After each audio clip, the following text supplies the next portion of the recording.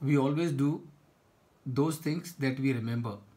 Now, this is a very fundamental principle of achievement. Why it is a very fundamental principle of achievement? If you think, you will realize whatever you have done in your life, you have done only those things that you remembered. What does it mean? It means anything that you want to achieve in your life, make sure you remember. And this is the message I thought I would share with you today. We do only those things that we remember. All of you are with me in this program. You know why? Because you remembered that you have to be in this program. It's a very golden rule of use of power of subconscious. It's a golden rule. Our mind, remember, is programmed already for doing certain things. If you want this mind to do something which is your choice, your dream, what you do, you need to program your mind to achieve that.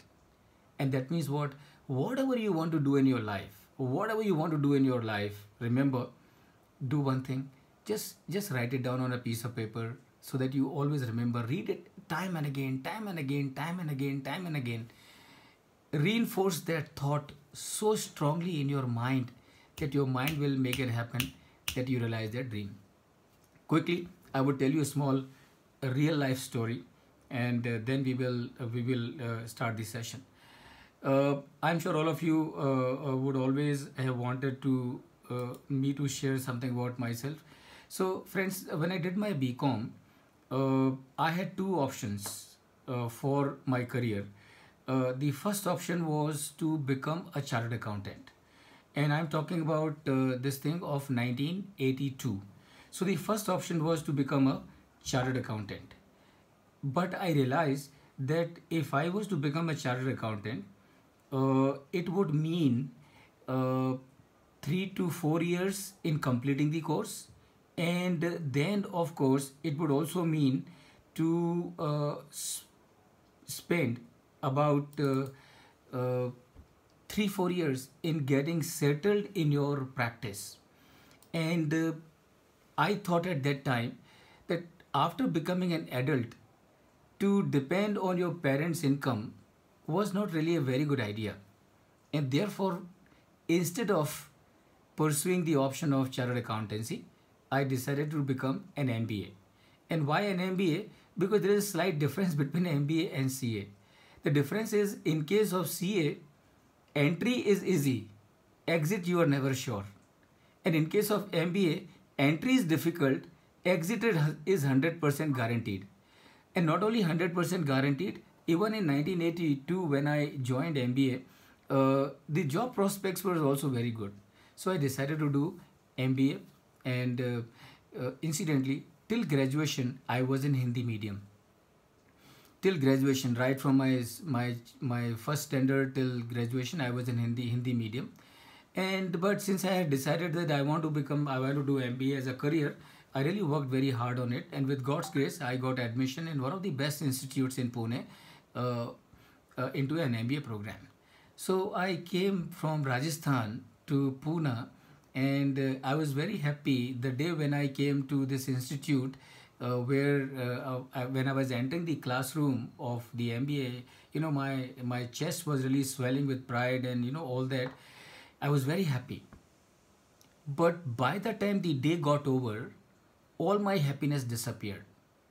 And why my happiness disappeared? Because in my class there were 60 students. And out of those 60 students, 59 were from English medium.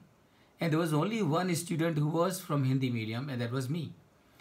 Everybody in the class spoke fluent English. And where in my case, understanding was not a problem, writing was not a problem. Uh, the problem was only in speaking. And speaking was also not a problem so long as I was alone by myself. So all my happiness disappeared because I realized, my God, how would I cope it? So one day passed, Second day, it was even difficult. Third day, I decided, I said, nothing doing. I have come to a wrong place. MBA is not for me because I can't speak English in front of so many people. And therefore, I'll go back to Rajasthan and do chartered accountancy. If it takes 8 years or whatever, let it take. But I would do chartered accountancy and not MBA. So I decided, made up my mind, came to my hostel where I was staying, packed my bag, and I said, okay, tomorrow is the train and I'll go by that train. So the next day I did not go to did not go to the college, obviously because I had taken a decision in my mind that I was not going to pursue the MBA program. I would go back to Rajasthan and do chartered accountancy.